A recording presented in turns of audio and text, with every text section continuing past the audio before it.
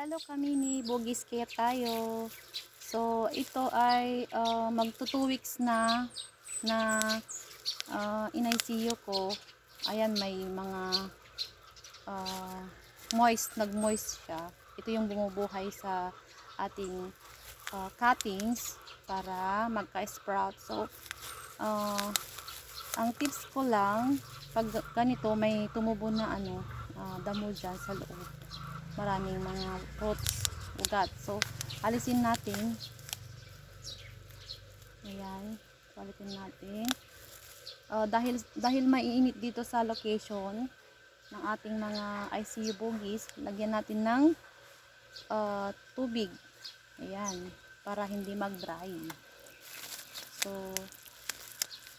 tapos balik natin yung rubber band. Itong rubber band natutunaw sa init ng tubig, ay ng panahon, araw. So kailangan natin buhulin yung plastic para hindi papasok yung pasukan ng hangin. Ayan, so yan, ito yung ginagawa ko ngayon sa aking 2 weeks na naka ICU na bogies. Ayan, pawis na ang ating, wala pang ugat ito kasi 2 weeks pa lang, may sprout na.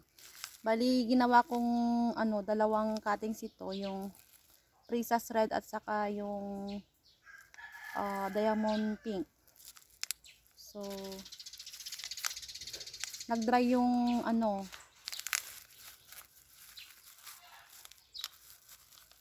lupa nito sa loob, kaya lagyan natin ng tubig. Ayan, para hindi magtuloy-tuloy lang na magka-sprout. So ayan, may rubber band siya, kaso nga lang ibubuhol ko pa rin kasi natutunaw yung rubber band sa init ng panahon. Ayan, so yan ang ginagawa ko. So then may mga insects sa loob, so ito may damo sa loob, kailangan nating tanggalin. Ayan, and then lagyan ng tubig. Ayan, ganito po yung ginagawa ko sa pag-alaga ng ating mga naka-ICU mga cuttings na propagate na tubig. So yan po.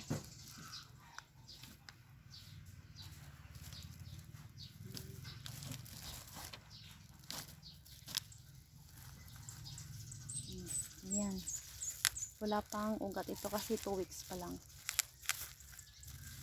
May sa loob may damo, kailangan nating alisin. Ayan.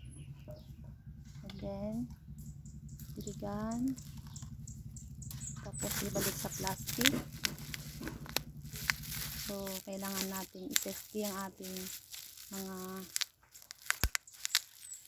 naka-ICU yung mga bogies para hindi yan pasukan ng hangin. Bumibigay kasi yung rubber band, ito ang sinabi ko kanina, bumibigay. So kailangan natin i-safety. So yan lamang po sa ating mga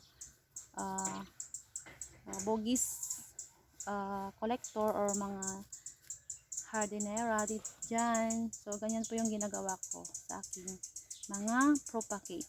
So thank you for watching. Hanggang sa susunod na po. Yung susunod video, papakita ko yung mga successful kong mga coated bogies. Ayan, so bye. Thank you for watching. God bless.